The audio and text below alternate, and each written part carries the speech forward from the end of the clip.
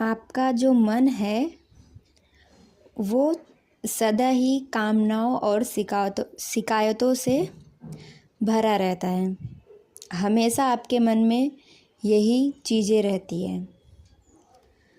मन जब कामनाओं से खाली हो जाता है तो मन की सारी दौड़, सारा संघर्ष थम जाता है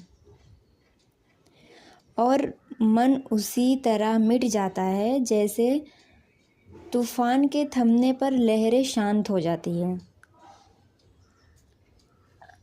अस्तित्व के प्रति जब आपकी शिकायतें मिट जाती है तब शिकायत करता भी नहीं रहता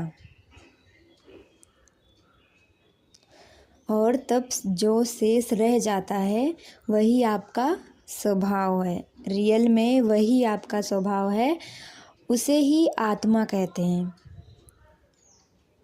उसी में ही एक बेपरवाही होती है। वही आपका एक्चुअल में, रियल में वही आपका प्रेम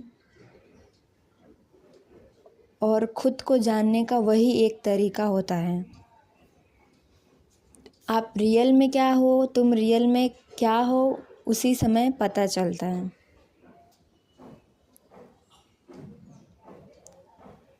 आत्मा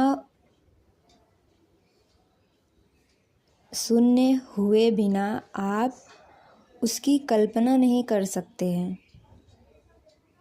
क्योंकि अभी जो कल्पना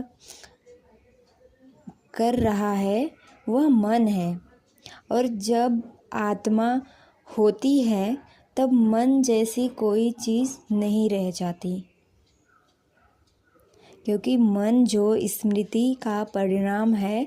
स्मृति यानी दुख, चोट, अपमान, असफलताओं का पिंड जो तुम सबके अंदर है। यह स्मृति यथार्थ नहीं होती है, अपितु यहाँ तो अतीत होती है जो कि वास्तविकता को छिपा देती है। जो तुम रियल में होते हो ना, वो चीज़ को वो दबा देती है। आत्मा का अतीत से कोई संबंध नहीं है। तो मन को कामनाओं से खाली करने का उपाय क्या है? जब तुम्हारा मन खाली हो जाएगा तो ही तुम अपने आप को जान पाओगे। तो इसका उपाय क्या है? अपनी कामनाओं की व्यर्थता को जान लेना और उन्हें उसी तरह त्याग देना जैसे घर के कचरे को त्याग दिया जाता है। जिस दिन आप ये निश्चय कर लें कि आपके मन के जो भी विचार, जो भी सब प्रतिक्रिया चल रही है, अगर आप उसे त्यागने में समर्थ हो गए तो आपको शून्य आराम से मिल जाएगा। फिर कामनाओं की व्यर्थता जानने का उपाय यह है कि तुम उन लोगों के जीवन को करीब से जान लो जिनकी वे सारी कामनाएं पूरी हो गई है। अपने आसपास जो भी लोग हैं तुम्हारे, उनमें ज़रा देखो कि जो तुम सोच रहे हो वो सब वो कर चुके हैं, तो उनको क्या मिल गया है। अगर तुम वही चीज़ करोगे तो तुमको क्या मिल जाएगा।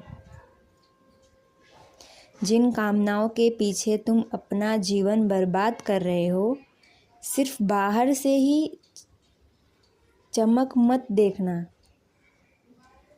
उनके सूखे और मुरझाए हृदय को भी देखना एक बार। भीड़ से सम्मान और वही की भीख मांगती उनकी आंखें को भी देखना, अगर तुम देख पाओ तो।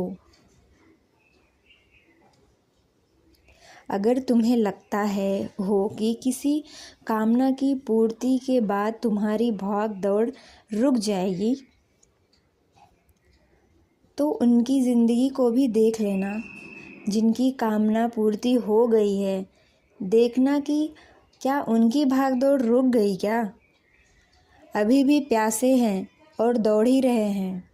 सब कुछ करने के बावजूद जो तुम्हारे मन में थॉट में अभी जो प्रतिक्रिया चल रही है कि तुम्हें ये करने के बाद शांति मिल जाएगी, तो तुम्हारे आसपास जो लोग हैं ज़रा उनको देख लो, क्या उन्हें मिल गई है क्या? तो तुम कैसे उम्मीद कर सकते हो कि तुम्हें मिल जाएगी?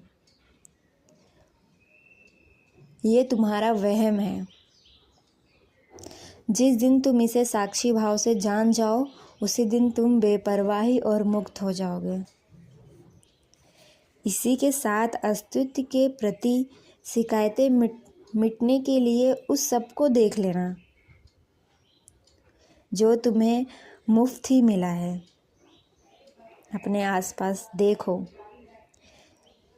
फिर भी तुम उसकी कदर नहीं करते। यहाँ नदी है, पहाड़, वायु, जल, अग्नि, आकाश, पेड़ पौधे, बरसात, फल, सब्जियाँ, अन्न और दुनिया भर की तमाम संपदा। ठीक है, इसी के साथ लगभग शरीर के स्वस्थ अंग आदि, सुंदरता देखने के लिए आँख, गीत सुनने के लिए कान, खुशबू सूंघने के लिए नाक आदि। और तब भी मूढ़ लोगों की तरह अगर शिकायतें उठे कि संसार में इतना पाप हो रहा है, शोषण, अत्याचार, आपदा और हिंसा हो रही है, किंतु फिर भी परमात्मा कुछ करता क्यों नहीं है? वह आकार इस सब को खत्म क्यों नहीं करता? तब ध्यान से देखना कि ये सारे पाप, हिंसा, शोषण, अत्याचार और आपदाएं जो कि तुम गिन रहे हो, क्या वह सब परमात्मा कर रहा है या इंसान खुद कर रहा है? ये जो तुम लोगों पे, प्राकृतिक पे, जानवरों पे अत्याचार जो कर रहे हो, वो परमात्मा नहीं कर रहा है। कर तुम सब लोग रहे हो और नाम जो है परमात्मा का लगा रहे हो। इन सब के पीछे इंसान का ही हाथ नहीं है। और अपने हृदय पर हाथ रखकर पूछना स्वयं से कि आज तुम्हारे घर, परिवार, समाज, देश, धर्म, दुनिया, जीवों और इस पूरी प्रकृति की जो हालत है, उसके लिए क्या तुम स्वयं बिल्कुल जिम्मेदार नहीं हो? तुम अपने आप से ज़रूर एक बार पूछो, परमात्मा अगर पापियों को, दोषियों को सज़ा देगा, तो पूछना स्वयं से, क्या तुम निर्दोष हो और बच पाओगे? क्या तुम भी इस सब के लिए जिम्मेदार नहीं हो? फिर तुम उस परमात्मा के प्रति, उस अस्तित्व के प्रति शिकायत नहीं रख पाओगे। इंसान के अतिरिक्त किसी भी जीव को कोई शिकायत नहीं है, क्योंकि इंसान अपनी दुर्दशा के लिए स्वयं जिम्मेदार है। किंतु वह इस जिम्मेदारी को लगातार भागता ही रहता है, इसीलिए उसका दुख भी कभी मिटता नहीं है और वो कभी मिट भी नहीं सकता। जो व्यक्ति अपने बीमार होने और कोई बीमारी को स्वीकारे ही नहीं, उसका इलाज भी नहीं हो सकता।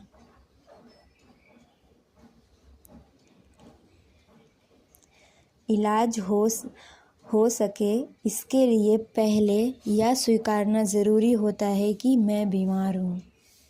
तुम बीमार होते हो तो तुम चिलबिला जाते हो, घबरा जाते हो। तुम साक्षी भाव में अगर एक्सेप्ट कर लो कि हाँ, मैं बीमार हूँ, ये मेरी बॉडी है, मुझे ये बीमारी है, शांत और साक्षी भाव से देखो, तो तुम्हारी जो भी बीमारी है ना, वो आधे % तक कम हो जाती है। पर लोग जब बीमार होते तो हाय रे, होए रे कर करके उसमें ही सबको चिल्ला के बोल के बताते हैं।